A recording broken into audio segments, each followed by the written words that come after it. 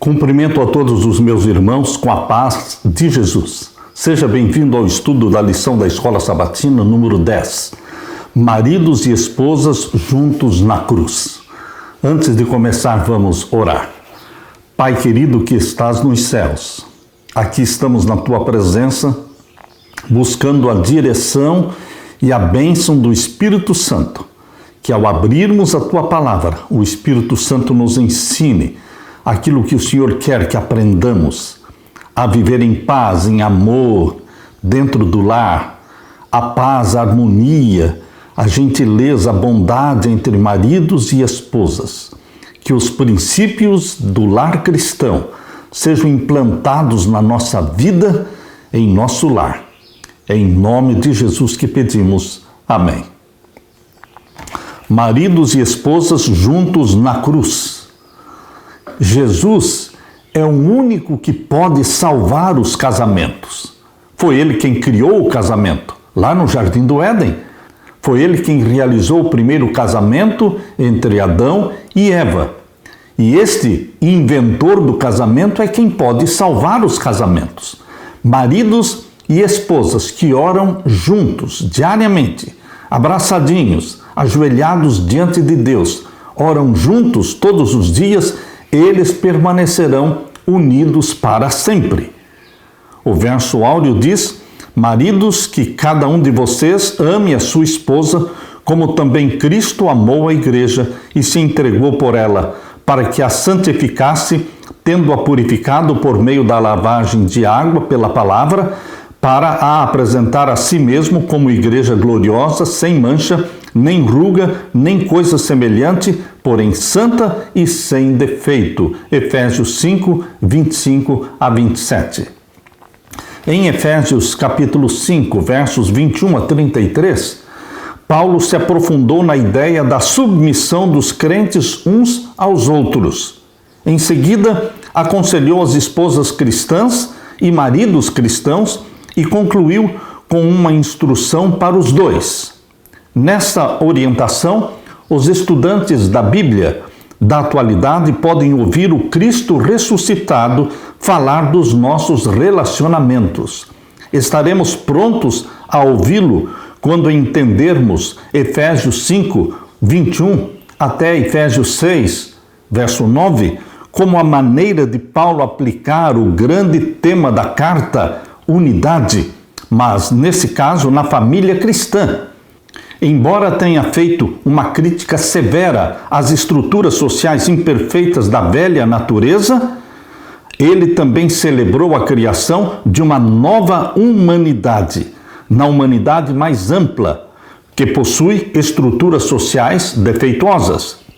De dentro dessas estruturas, os crentes demonstram que um novo poder, o Espírito Santo, e uma nova ética padronizada em Jesus, foram desencadeados, os quais apontam para o cumprimento final do plano de Deus para o seu povo e para o mundo. Maridos e esposas, queridos, nós temos a orientação do Espírito Santo da forma como deveremos viver, nos relacionar, tratando um e o outro da forma cristã, para que Jesus habite no coração da esposa. Jesus habitando no coração da esposa e Jesus habitando no coração do marido, eles viverão em harmonia. São diferentes? Sim, cada um tem a sua personalidade, mas eles amam a Jesus e por isso se amam e se respeitam e são bondosos, são perdoadores, são tolerantes, são maridos e esposas segundo o coração de Deus.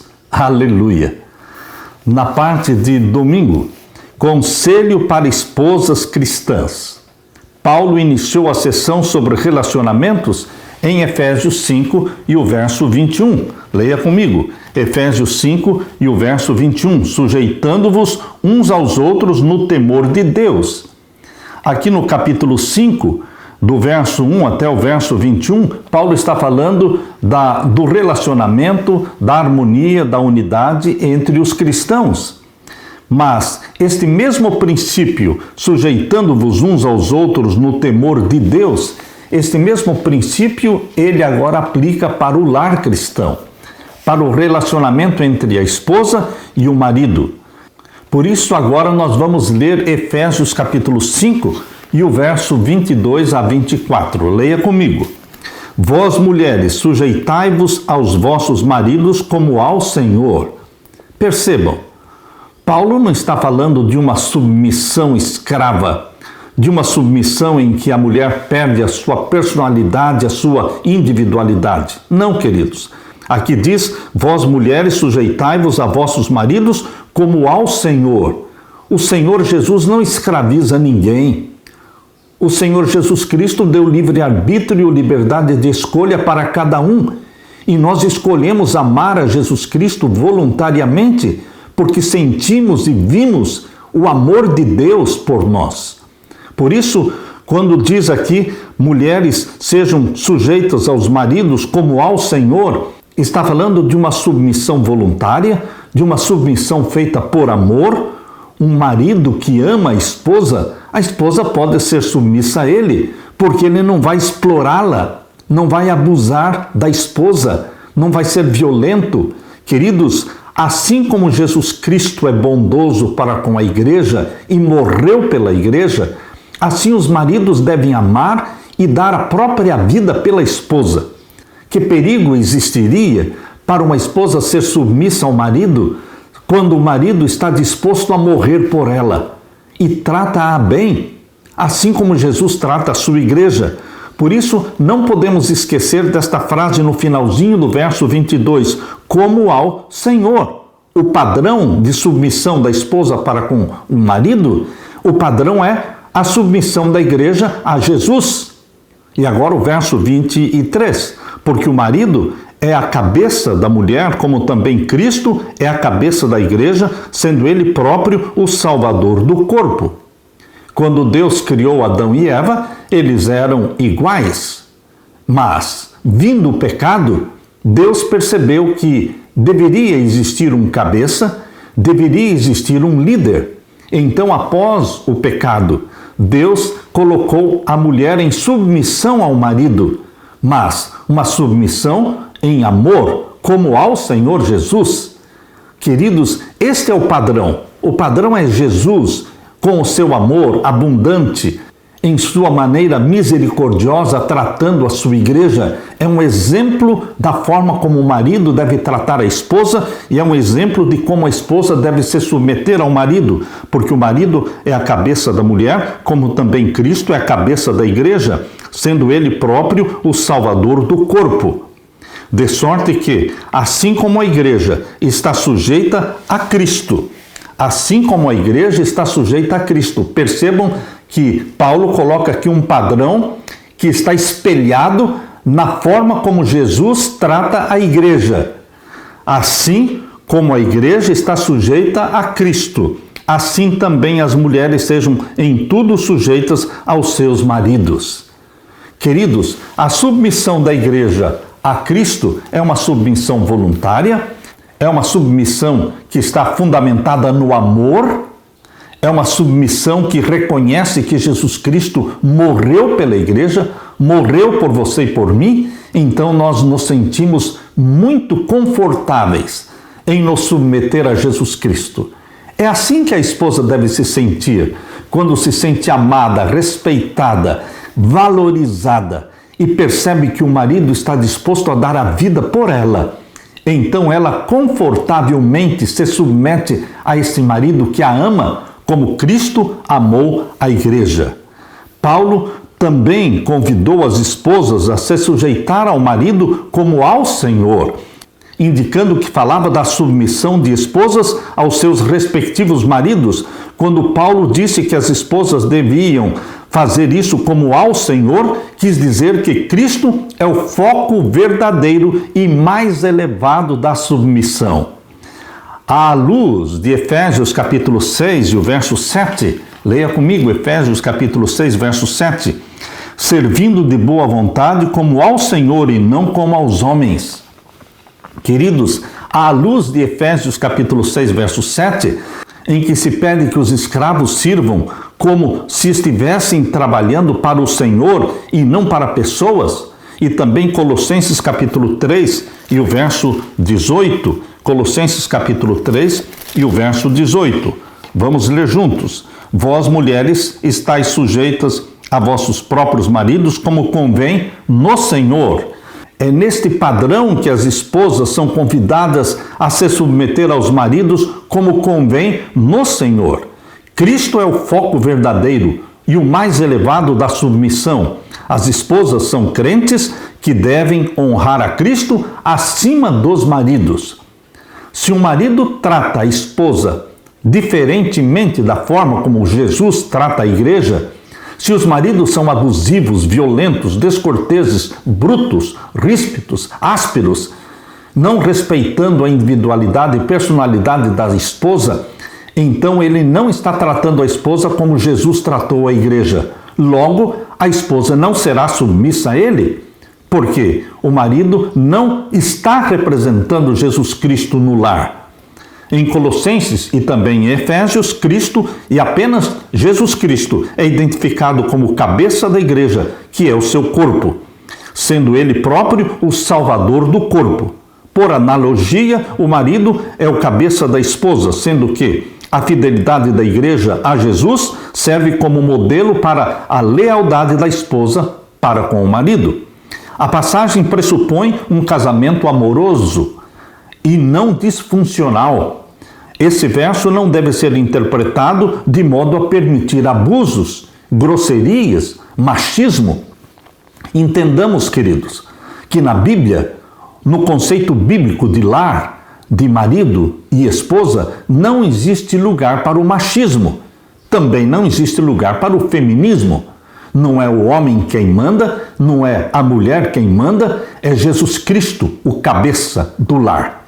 O marido está ali representando Jesus, mas ele deve representar Jesus da forma correta.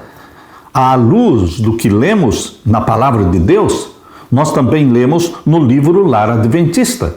No livro Lar Adventista, Ellen White, orientada por Deus, escreveu: se o marido é grosseiro, é rude, é impetuoso, se o marido é egoísta, ríspido e opressor, não diga jamais que o marido é o cabeça da esposa e que ela deve em tudo lhe ser sujeita, pois ele não é o Senhor, nem é o marido no verdadeiro significado do termo. Lar Adventista, página 92. Portanto, maridos, sejam representantes de Jesus Cristo no lar, amando, sacrificando-se pela esposa, respeitando-a, valorizando-a, amando-a como a si próprio. Não existe lugar para o machismo e nem mesmo para o feminismo. O que existe no lar cristão é o exemplo que Jesus Cristo nos deu, cheio de amor e de bondade, sacrificando-se pela igreja. Ele é o exemplo para o marido, amar e respeitar a esposa e sacrificar-se também pela esposa. Que Jesus Cristo habite no coração do marido, que Jesus habite no coração da esposa, e o Jesus habitando no coração do marido e habitando no coração da esposa, eles vão viver em harmonia, em respeito mútuo, com a presença do Espírito Santo no lar. Aleluia! Na parte de segunda-feira, a Igreja como a noiva de Cristo, parte 1. Abra sua Bíblia agora e vamos ler Efésios, o capítulo 5 e o verso 25 até o verso 27. Efésios capítulo 5 e agora vamos ler os versos 25 a 27. Vamos ler juntos. Vós, maridos, amai vossas mulheres, como também Cristo amou a igreja e a si mesmo se entregou por ela.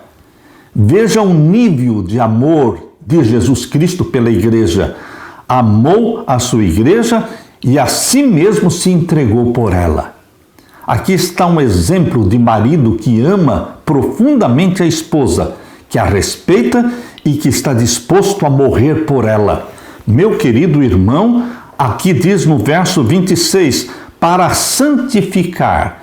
Jesus Cristo queria e quer a santificação da sua igreja. O marido também deve buscar a santificação da esposa, para santificar, purificando-a com a lavagem da água. Aqui é uma referência que Paulo faz ao batismo na vida espiritual, quando somos purificados pela água e também pela palavra que saiu da boca de Deus. Meu querido irmão, Jesus Cristo é o padrão para ser imitado, é o exemplo que você deve imitar como marido, como esposo cristão que ama Jesus Cristo, vai também amar a esposa, santificá-la, purificando-a. E agora o verso 27. Para apresentar a si mesmo igreja gloriosa e sem mácula, nem ruga, nem coisa semelhante, mas santa e irrepreensível. Esse é o padrão de Jesus Cristo para a sua igreja. É um padrão elevado. Ele quer que a sua igreja seja apresentada de forma gloriosa e sem mácula. E o marido, para com a esposa, também fará tudo para que ela seja gloriosa, para que ela seja sem mácula, para que ela tenha o seu devido valor. Queridos, a autoestima da esposa vai depender muito da forma como o marido a trata. Uma elevada autoestima fará com que a esposa tenha saúde, seja saudável e corresponda ao amor do marido, com submissão, com respeito. Jesus Cristo quer apresentar a sua igreja de forma gloriosa e sem mácula, nem ruga. Esse é o padrão que Jesus espera que você, marido, trate a sua esposa, para que ela seja gloriosa, sem mácula, nem ruga, nem coisa semelhante, mas santa e irrepreensível, buscando a santificação da esposa, assim como Jesus busca a santificação da igreja. E agora leia comigo o verso 29. Porque nunca ninguém aborreceu a sua própria carne. Antes a alimenta e sustenta, como também o Senhor à igreja. Ninguém aborrece a si mesmo. Você se alimenta quando está com fome. Você bebe água quando está com sede. Você descansa quando está cansado. Você trata bem ao seu próprio corpo. E você deve tratar bem a sua esposa, porque é como a si mesmo, porque são uma só carne. Porque nunca ninguém aborreceu a sua própria carne. Sendo que você e a esposa são uma só carne, você não vai aborrecer e tratar mal a sua esposa, porque você estaria tratando mal a si mesmo, porque vocês são uma só carne. Antes, cada um alimenta a sua própria carne, como também o Senhor alimenta a sua igreja. Por isso, o padrão que Paulo estabeleceu aqui é um padrão bíblico para ser imitado e implantado em cada lar. Ao criar a metáfora do casamento, matrimônio para a igreja e seu relacionamento com Jesus, Paulo se baseou de modo criativo nos costumes e papéis de um casamento da sua época. Em relação à igreja como noiva, Cristo é o noivo que, primeiro, ama a igreja como noiva. Cristo ama a igreja como noiva. Nunca devemos nos esquecer disso. Em segundo lugar, Jesus entrega-se a si próprio como dote de casamento. No contexto de antigos arranjos de casamento, o noivo comprava a noiva com o dote de casamento, que geralmente era uma grande quantia de dinheiro e objetos de valor tão grande que a economia de antigos vilarejos dependia desses costumes. Cristo pagou o preço máximo pela igreja como sendo sua noiva, visto que se entregou por ela, na encarnação e também na cruz. Jesus se entregou como dote de casamento. Jesus Cristo deu a si mesmo para comprar a noiva como sua esposa. Número 3. Aqui diz que Jesus Cristo lava a sua noiva, a sua igreja. A preparação da noiva era uma parte importante das antigas festas de casamento, assim como hoje eram as damas de honra e os parentes da noiva que a preparavam para a cerimônia. Paulo, porém, imaginou o divino noivo, Jesus, preparando sua noiva para o casamento. É ele quem a santifica, É Ele quem a purifica por meio da lavagem de água, uma provável referência ao batismo. Número 4. É Jesus que comunica a palavra da promessa. Essa purificação é realizada pela palavra. Que palavra? A palavra de Deus, a palavra que saiu da boca de Deus, apontando para a palavra da promessa que o divino noivo fala à sua noiva, talvez no contexto da cerimônia de noivado, observando as promessas de Deus aos crentes no momento da conversão deles.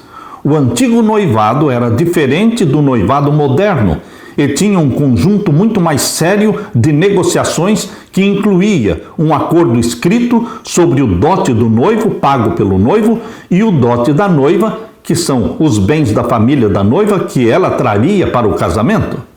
Número 5.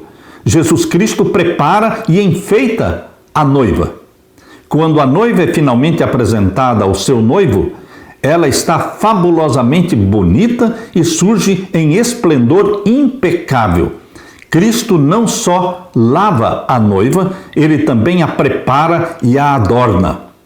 Meu querido irmão, um casamento desta forma, que se espelha em Jesus Cristo e na forma como ele trata a sua igreja, este casamento que tem como padrão o relacionamento de Jesus com a sua igreja, será um casamento feliz, estável, onde os anjos de Deus apreciarão habitar.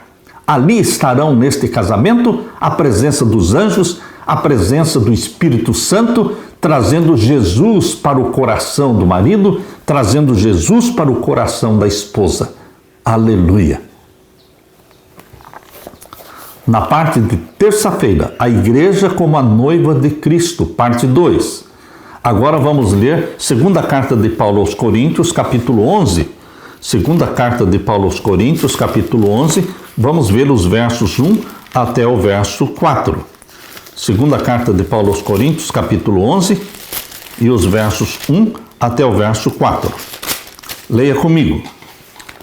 Oxalá me suportasseis um pouco na minha loucura, suportai-me, porém, ainda.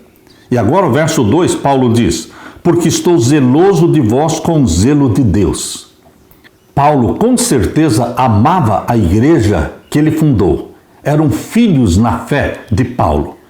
E aqui Paulo está demonstrando o amor e o zelo para que aquela igreja continuasse crescendo em amor, em santidade.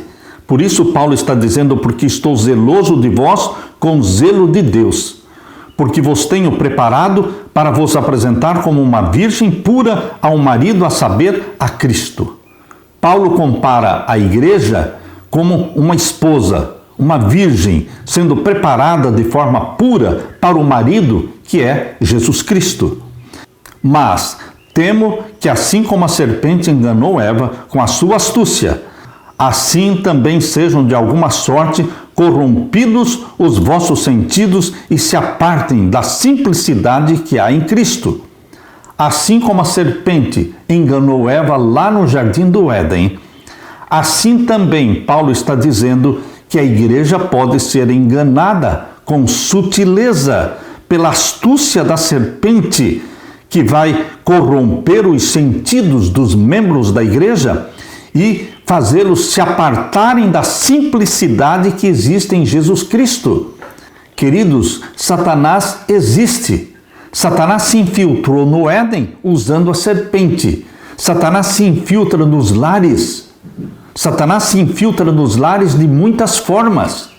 Através de músicas, através de televisão, através de programas, de filmes, de novelas. Satanás se infiltra nos lares e tenta dominar a mente do marido, dominar a mente da esposa, a mente dos filhos. Por isso, Satanás astutamente, sutilmente, continua tentando enganar a igreja, os lares, os maridos, as esposas. E agora o verso 4. Porque se alguém for pregar-vos outro Jesus que nós não temos pregado, ou se recebeis outro Espírito que não recebestes, ou outro evangelho que não abraçastes, com razão o sofrereis. Paulo está insistindo que a igreja permaneça no evangelho que ele pregou, no Jesus Cristo que ele revelou para a igreja de Corinto. Ele está dizendo que permaneçam em Jesus Cristo, que permaneçam no Evangelho e que não abracem outro Jesus, outro Evangelho. Queridos, usando um elemento final do casamento antigo, em Efésios 5, 25 a 27, Paulo retratou Cristo como aquele que apresenta a noiva a si mesmo. Antigamente a noiva era apresentada pelo padrinho, pelos padrinhos ou por seu pai, mas nunca pelo noivo. Porém, Paulo imaginou Jesus apresentando ele mesmo à igreja como sua noiva. O apóstolo usou costumes e funções do casamento para destacar o relacionamento de Cristo com a igreja num padrão cronológico corrente. Primeiro, era o noivado, era o primeiro passo. Cristo se entregou pela igreja como dote pela noiva e assim noivou com ela. Primeiro, então, o noivado. Segundo, preparação para a cerimônia do casamento. As atenções do noivo continuam em seus esforços para santificar e purificar a noiva. Em terceiro lugar, a cerimônia de casamento em si. As atenções de Cristo no presente têm em vista a apresentação da noiva no casamento. Esse último elemento olha para a celebração de casamento, quando Cristo, o noivo, voltará para reivindicar a igreja como noiva e apresentá-la a si mesmo. Os casamentos antigos geralmente começavam com um desfile noturno, exatamente como Jesus mostrou na parábola das 10 virgens. Em Mateus capítulo 25, versos 1 até o verso 13, ali Jesus contou a parábola das 10 virgens que estavam esperando a chegada do noivo. Queridos, o noivo e o seu cortejo se reuniam na casa do noivo, o novo lar do casal, e com grande cerimônia começava um desfile. Iluminada por tochas e acompanhada de música alegre e cadenciada e grande regozijo, a multidão se movimentava em direção à casa do pai da noiva, reunindo-se lá com a noiva ou encontrando o desfile da noiva no caminho. A procissão conduzia o casal à nova casa, onde os convidados se estabeleciam em uma festa que durava uma semana, que culminaria na cerimônia do casamento, quando a noiva seria apresentada ao noivo. Este era o costume dos casamentos naquele primeiro século. Quando Paulo retratou Cristo apresentando à igreja a si mesmo, fez referência a esse grande cortejo e ao momento da apresentação. Ao fazê-lo, mostrou um retrato comovente do retorno de Cristo, como uma futura cerimônia de casamento, quando o longo noivado entre Cristo e a sua igreja estará completo e o casamento será celebrado. Quando Jesus Cristo retornar em glória e majestade, é o noivo que estará chegando para buscar a noiva e levá-la para casa. Então será realizada a boda do Cordeiro. As bodas do Cordeiro que estão aqui em Apocalipse capítulo 19. Este é o cenário que Jesus Cristo quer que você contemple. Apocalipse capítulo 19, verso 7. Regozijemo-nos e alegremo-nos e demos-lhe glória, porque vindas são as bodas do Cordeiro e já sua esposa se aprontou. As bodas do Cordeiro serão celebradas na segunda vinda gloriosa de Jesus Cristo. Ele volta para buscar a noiva, buscar a igreja, levá-la para o céu. E então, queridos, vamos ter uma viagem de 7 dias. Nós vamos ascender ao céu com Jesus Cristo numa viagem que vai durar 7 dias, representada pela festa dos tabernáculos, representada pela festa da colheita, que durava 7 dias. Esta será a última festa do santuário celestial. Queridos, regozijemo-nos e alegremo-nos e demos-lhe glória, porque vindas são as bodas do Cordeiro e já sua esposa se aprontou. E foi-lhe dado que se vestisse de linho fino, puro e resplandecente. Esse linho fino, puro e resplandecente foi providenciado pelo próprio noivo, Jesus Cristo. É com este linho fino, puro e resplandecente que ele veste a noiva, veste a sua igreja, porque o linho fino são as justiças dos santos. justiças de Cristo, comunicadas aos santos. E agora o verso 9. E disse-me, escreve, bem-aventurados aqueles que são chamados à ceia das bodas do Cordeiro para o casamento. Finalmente Jesus receberá a noiva. Quando ele retornar em glória e majestade, arrebatar a sua noiva, levá-la para o céu nesta viagem de 7 dias. E disse-me, estas são as verdadeiras palavras de Deus, o chamado para as bodas. Este é o convite que Jesus Cristo está fazendo para você e para mim. Nós somos convidados. Nós somos a noiva do Senhor Jesus Cristo. Ele virá nos buscar e nos arrebatar. Bendito seja Deus por essa bendita esperança. Aleluia! Na parte de quarta-feira, ame a sua esposa como a si mesmo. Você não se aborrece, você se alimenta. Quando você fere o dedo ou qualquer parte do seu corpo, você procura curar, você procura remédio, você procura curar a ferida, você cuida muito bem do seu próprio corpo. Assim também você deve cuidar muito bem daquela que é uma só carne com você, que faz parte do seu corpo. Porque quando nos unimos no relacionamento sexual, marido e esposa, nos tornamos uma só carne. E deveremos amar a esposa como a nós mesmos. É isso que Paulo está falando aqui em Efésios capítulo 5 e agora os versos 28 a 30. Efésios capítulo 5 e os versos 28 até o verso 30. Vamos ler juntos. Assim, devem os maridos amar as suas próprias mulheres, como a seus próprios corpos. Quem ama a sua mulher, ama-se a si mesmo. Paulo falou isso numa cultura muito diferente da cultura de hoje. Naquele tempo, o marido tinha, por lei, direito de bater na esposa, espancar a esposa, expulsar a esposa, abandonar a esposa, castigá-la. Era uma cultura terrível para as mulheres. Mas Jesus Cristo elevou a mulher. Os princípios da Bíblia elevam a esposa numa posição de igualdade com o homem. Uma mulher que tem que ser amada como amando o seu próprio corpo, diz aqui. Por isso, queridos, quando Paulo apresentou este padrão de casamento, este padrão de relacionamento entre marido e esposa, ele estava quebrando um paradigma. Ele estava fugindo da cultura, dos costumes e das leis que existiam naquele tempo. Ele elevou o padrão de casamento, mostrando o relacionamento de Jesus com a sua igreja e também o relacionamento do marido com a esposa. Por isso Paulo diz aqui no verso 28, assim devem os maridos amar as suas próprias mulheres, como aos seus próprios corpos, porque são uma só carne. Quem ama a sua mulher, ama-se a si mesmo. E o verso 29. Porque nunca ninguém aborreceu a sua própria carne. Antes a alimenta e sustenta, como também o Senhor à sua igreja. Verso 30. Porque somos membros do seu corpo. Meu querido irmão, as mulheres estavam em posição de desvantagem naquela cultura antiga.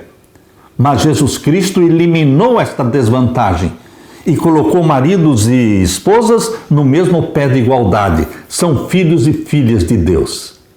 E o marido, como representante de Deus no lar, deve representar corretamente Deus o Pai. A esposa representa o Espírito Santo dentro do lar. E os filhos representam Jesus Cristo, Deus Filho. O lar, no padrão bíblico, é um reflexo da família divina, Pai, Filho e Espírito Santo. E deve existir respeito entre marido, esposa e filhos.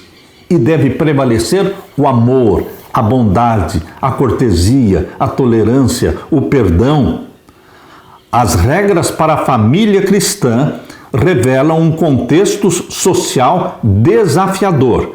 Em Efésios 5, 28 a 30, Paulo se dirigiu aos maridos que, seguindo o padrão frequente da época, podiam escolher odiar seu próprio corpo, maltratando suas esposas e batendo nelas. No mundo greco-romano dessa época, o poder legal do pai de família era amplo.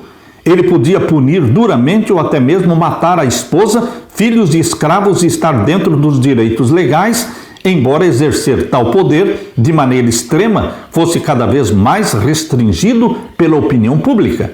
Em Efésios 5, 25 a 27, Paulo detalhou o maior exemplo de amor, o amor de Cristo pela igreja, um modelo muito diferente dos exemplos da época. Antes de expor um novo argumento, Paulo apontou outra vez para esse exemplo, pedindo aos maridos que fizessem assim também, como Jesus, que se entregou por sua noiva, a igreja, e atende às suas necessidades. Paulo desafiou os maridos a se afastarem das práticas do seu tempo e procurar estar à altura do amor de Jesus. Em Efésios 5, 28 a 30, o apóstolo Paulo mostrou uma nova lógica para apoiar o amor dos maridos por suas esposas, o amor próprio. Paulo apresentou uma verdade incontestável. Ninguém jamais odiou ao seu próprio corpo, pelo menos ninguém que esteja saudável.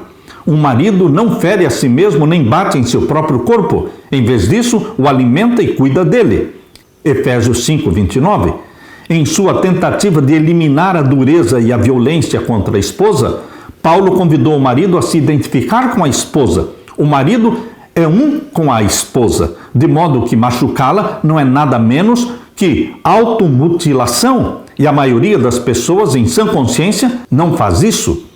Voltando ao exemplo de Jesus, Paulo argumentou que o próprio Cristo pratica o autocuidado ao valorizar os crentes que são seu corpo.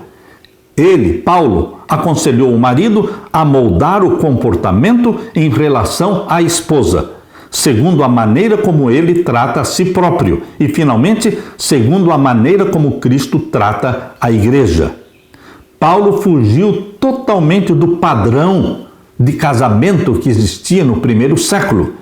Paulo estabeleceu o padrão de Jesus Cristo como nosso exemplo, exemplo para o marido, exemplo para a esposa. Paulo pede insistentemente que maridos amem as suas esposas como a si mesmos e a respeitem, a tratem bem, buscando que ela seja saudável e que ela se apresente de forma gloriosa, sem mácula, sem ruga. É você, marido, convertido a Jesus Cristo, que se espelha em Jesus Cristo, que pode levantar a autoestima da sua esposa e fazê-la se sentir feliz como mulher, como mãe, como esposa. Que Jesus Cristo habite no seu coração, marido. Que Jesus Cristo habite no seu coração, querida esposa. E que sejam felizes em Jesus, porque Jesus salva os casamentos. Aleluia! Na parte de quinta-feira, uma só carne, o modelo para o casamento. Agora vamos ler juntos Gênesis. Volte a sua Bíblia lá para Gênesis. Gênesis capítulo 2 e vamos ver então os versos 15 até o verso 25. Gênesis capítulo 2 e os versos 15 até o verso 25. E tomou o Senhor Deus o homem e o pôs no jardim do Éden para o lavrar e o guardar. Está falando do homem e da mulher. E ordenou o Senhor Deus ao homem, dizendo: de toda árvore do jardim comerás livremente, mas da árvore da ciência do bem e do mal, dela não comerás, porque no dia em que dela comeres, certamente morrerás. E disse o Senhor Deus: não é bom que o homem esteja só. Far-lhe-ei uma adjutora que esteja como que diante dele. Havendo, pois, o Senhor Deus formado da terra todo o animal do campo e toda ave dos céus, os trouxe a Adão para este ver como lhes chamaria. E tudo que Adão chamou a toda alma vivente, isso foi o seu nome. E Adão pôs os nomes a todo o gado e às aves dos céus e a todo animal do campo, mas para o homem não se achava adjutora que estivesse como diante dele. Então o Senhor Deus fez cair um sono pesado sobre Adão, e este adormeceu, e tomou uma das suas costelas e cerrou a carne em seu lugar. E da costela que o Senhor Deus tomou do homem, formou uma mulher e trouxe-a a Adão. E disse Adão: esta agora é osso dos meus ossos e carne da minha carne. Esta será chamada varoa, porque foi tomada do varão.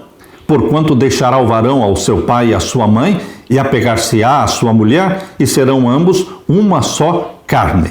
E estavam nus, o homem e a sua mulher, e não se envergonhavam. Por que não se envergonhavam? Porque eles estavam cobertos de glória. Adão e Eva eram cobertos de glória. Eles eram glorificados. Foram criados glorificados. Esta cobertura, esta vestimenta de glória desapareceu quando Adão pecou. Quando Eva pecou, não desapareceu, porque ela estava enganada, não fez conscientemente. Ela estava enganada, mas quando Adão conscientemente comeu do fruto proibido, as vestes de glória desapareceram.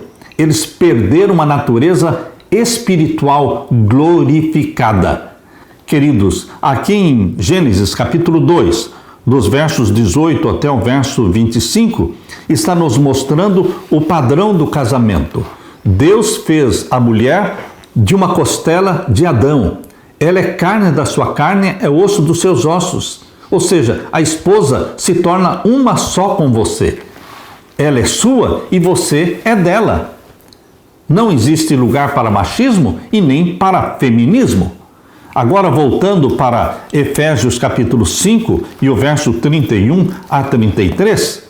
Efésios capítulo 5 e os versos 31 a 33. Agora vamos ler juntos.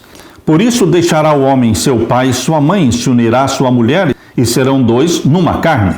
Paulo está falando de Gênesis, que nós acabamos de ler. Ele está citando aqui o princípio bíblico de Gênesis, que quem casa quer casa. Marido e esposa, ao se casarem, eles não devem ficar morando com o pai ou com a mãe. Eles devem buscar estabelecer o lar numa nova casa. Às vezes, por situações financeiras que não permitem, os recém-casados continuam morando com o pai ou com a mãe, mas isto deve ser temporariamente, porque maridos e esposas devem sair da casa do pai, da mãe e estabelecerem um novo lar, onde você, marido, será o cabeça, representando Deus Pai, e a esposa representará o Espírito Santo, trazendo conforto, consolo, correção, enfim, a esposa cumpre fielmente o papel do Espírito Santo no lar. Por isso, Paulo está dizendo aqui em Efésios 5:31, por isso deixará o homem ao seu pai e à sua mãe. Deixará, vai sair de casa. E se unirá à sua mulher, e serão dois numa carne. Ambos se tornarão uma só carne. E agora o verso 32. Grande é este mistério. Digo-o, porém, a respeito de Cristo e da igreja. Paulo está falando do mistério que existe no relacionamento entre Cristo e a sua igreja. E este mistério também se aplica ao casamento, quando homem e mulher, duas pessoas criadas de forma diferente, duas personalidades, eles se unem e se tornam uma só carne. O sentimento de um deve ser o sentimento do outro. Os propósitos de um devem ser o propósito do outro. Os dois vão caminhar na mesma direção, obedecendo os mandamentos de Deus, tendo como meta o céu, o novo céu e a nova terra. Vão criar os filhos na doutrina e na admoestação do Senhor, ensinando os filhos a guardarem os mandamentos de Deus. Juntos vão estabelecer no lar as regras, os princípios, os valores cristãos. Assim como Josué disse, eu e a minha casa serviremos ao Senhor. Marido e esposa unidos vão falar, eu, marido, e eu, esposa, nós juntos vamos servir ao Senhor. Eu e a minha casa serviremos ao Senhor. Este é um mistério falado aqui por Paulo no verso 32. Grande é este mistério. Digo, porém, a respeito de Cristo e da igreja. E agora o verso 33. Assim também vós, cada um, ame em particular a sua própria mulher como a si mesmo. Você não precisa ficar dando demonstrações para o mundo todo, demonstrações para o público, na rua ou na igreja, de que ama a esposa no sentido de abraçá-la e beijá-la. Não. Isso deve ser feito em particular. Em público, você demonstra o carinho, demonstra a cortesia, a gentileza, mas as carícias, o beijo, o abraço, isso fica para ser feito em particular. Por isso, Paulo está dizendo no verso 33, assim também vós, cada um, em particular, ame a sua própria mulher como a si mesmo. O marido que se entrega pela esposa, que se sacrifica pela esposa, que tem prazer em sustentar a esposa, sustentar o lar. E a mulher reverencie o marido. A mulher deve respeitar o marido. A mulher se realiza se sentindo amada pelo marido. E o marido se realiza se sentindo respeitado pela esposa.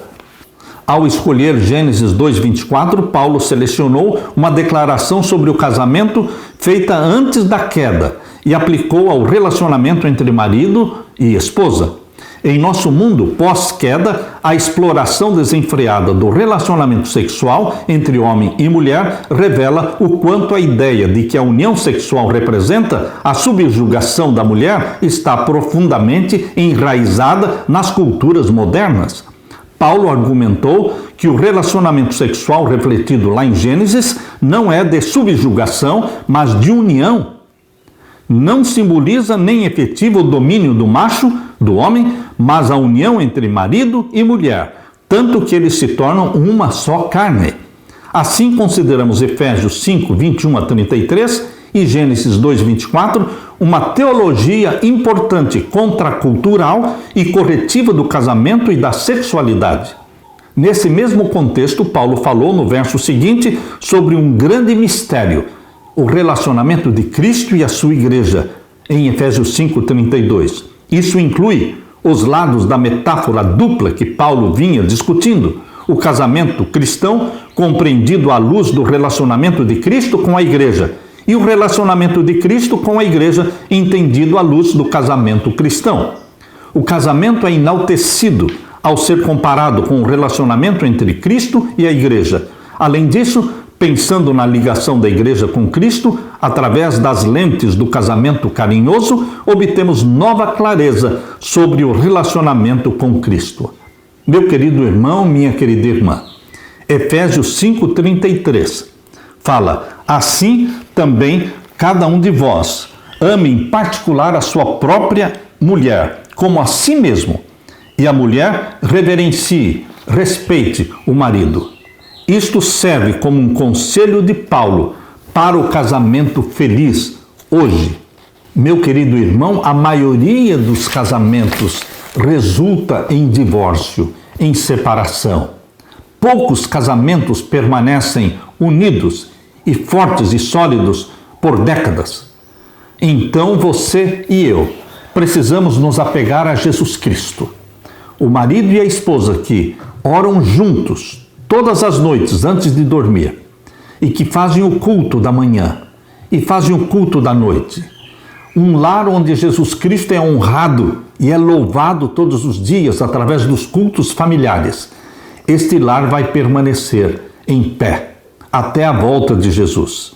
Ellen White constantemente insistia com os maridos e esposas a deixarem de tentar controlar um ao outro. Vejam o que Ellen White escreveu no livro Lar Adventista, página 93. Não intentem impor um ao outro seus desejos.